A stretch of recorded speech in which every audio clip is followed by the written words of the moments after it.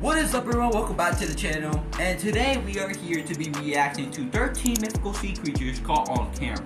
Now, you guys know that I don't like underwater stuff. You guys know all this, okay? I don't even gotta explain it. You know what? Matter of fact, I will explain it. You guys been telling me to do more underwater videos, and I thought I did more than this. I already did another one a couple like a week ago. So we are here today to be reacting to it in today's video, which is probably going to be the scariest thing ever. Judging how the thumbnail looks, I can.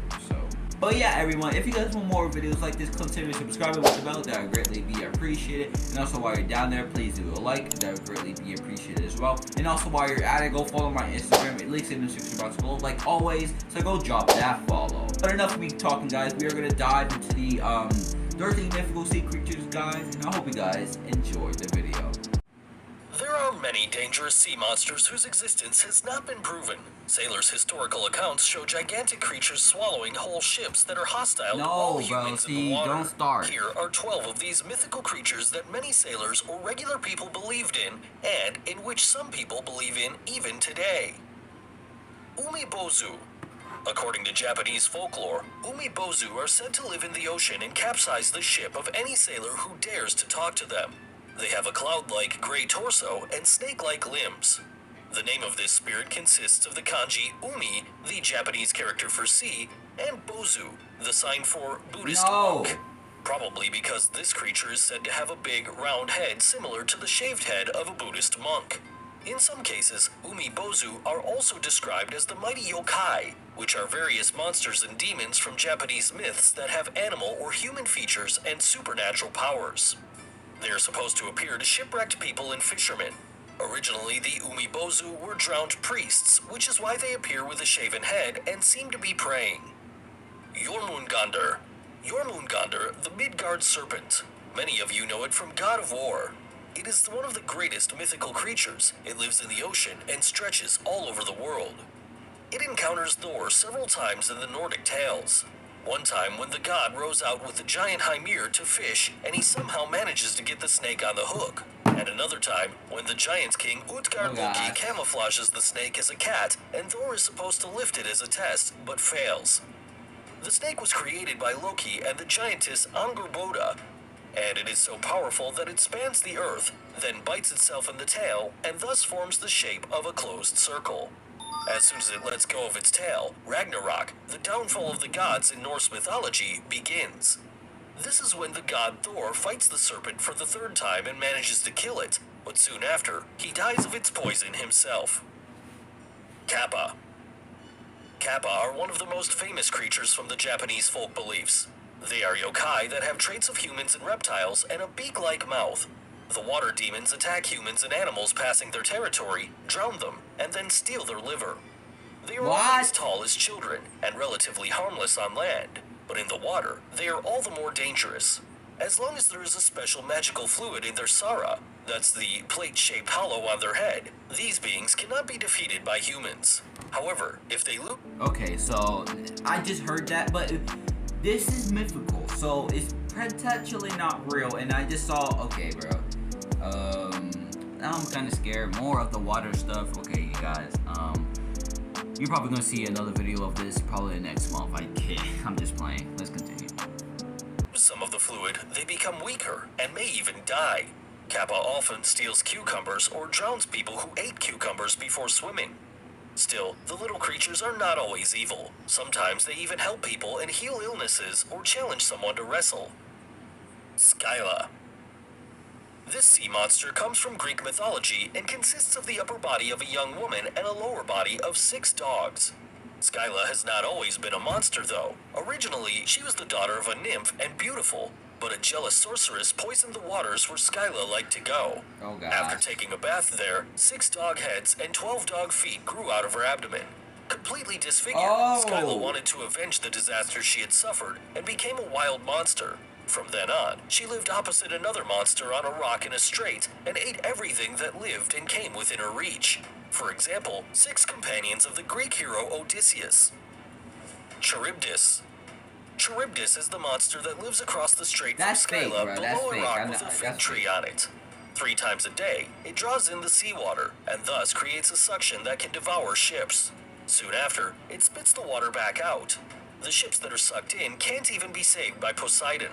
Exactly what the monster Charybdis looks like is not known, but it is said that it is actually the daughter of Poseidon, the god of the sea, and Gaia, the earth. She was so voracious that she stole Hercules' cattle and was therefore exiled to the sea by Zeus. Leviathan. The sea monster Leviathan has the combined features of a crocodile, a dragon, a snake, and a whale. The result is the largest and most terrible sea monster ever. According to the Bible, the Leviathan was created by God to play with, since God can cope with evil without a problem. Since any human effort would be wasted on such a monster, it is up to God himself to defeat the Leviathan at any time. After the Battle of Armageddon, there is a fight between the Leviathan and the Behemoth, which is the land-dwelling counterpart of the sea monster. The fight is interrupted by God, who kills both monsters with his mighty sword. Iku Turso. Oh gosh, what is that? Is a malicious sea monster from Finnish myth. Bro, I can't do any more of these under stuff, bro. Like, yes, I'm not near it, but listen, these things can potentially scare me when I'm about to go to sleep. I'm not saying that because I'm a little boy, because I'm 15 years old, but it's just so hard to think about because these things could potentially be real. I highly doubt they're real because there's no way, like, what are those scuba diving guys would not make it far. Well, it depends where they at in the water. I don't know what I'm talking about. We're gonna have to cut that part out. Mythology. What exactly this monster looks like remains unclear, but it has different names that are pretty descriptive. The one who lives on the brink, the bearded one, the ox of death, the one with 1,000 heads, the one with 1,000 horns. The monster is from Pohjola, a place that is the source of evil according to Finnish mythology. This is pretty fitting as Iku Turso is described as the father of diseases. Bro? What am I watching, bro? Hydra. The Hydra is a serpent with 9 heads and the sister of Cerberus, the Chimera, and the Sphinx, all of which are some of the most famous monsters in Greek mythology. The special thing about the Hydra is that for every head you cut off, 2 new ones grow in the same place. The water snake is therefore incredibly hard to defeat, because with every injury, it only gets stronger, and the head in the middle is even said to be immortal. The Hydra lived in the swamps of Lerna in southern Greece, where it occasionally went to the countryside to prey on herds and devastate fields. At least until the monster was finally killed by Hercules, who found a way to prevent the regrowth of its heads and buried the immortal head under a rock. The Kraken. Okay, hold on. Stories of giant Last time I'm gonna pause it. Probably not. Probably one more pause after because it's more of a video. Okay, listen. I heard so much about this Kraken that I don't think he's real, but at the same time though, I feel like he is. Because like, bro, like there's the Bermuda Triangle. How the hell people? Well, I'm not saying the Bermuda Triangle. Like this thing is in the Bermuda Triangle, because if it is, then let me find out that I would never actually take a plane to Puerto Rico ever again. I'm sorry. Okay, that's enough of me talking. Let's go back in the video. We're cutting that part out too.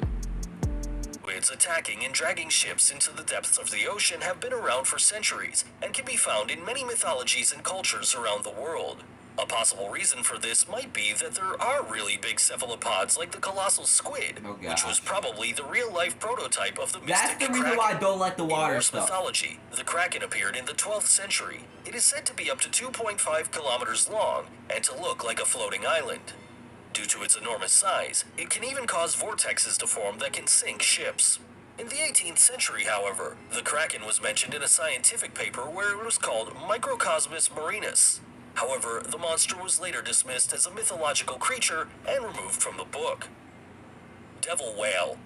The devil whale is a demonic whale monster that looks like an island when it sleeps. This helps the monster attract unsuspecting sailors who anchor their ships there. As soon as they leave the ship and make a fire on the island, the whale awakens, attacks the ship, and drags it to the bottom of the sea. Brendan the Traveler, an Irish saint, allegedly set foot on the fake island on Easter. After the monks had lit a fire to cook food, the island suddenly began to move, and the sailors hurried back to their ships. In some legends, the monster is not a whale, but a giant turtle. Sirain Croin. Sirain Croin was a giant monster in the Scottish mythology. According to the stories, the creature is so huge that it has to eat up to 7 whales to be satisfied.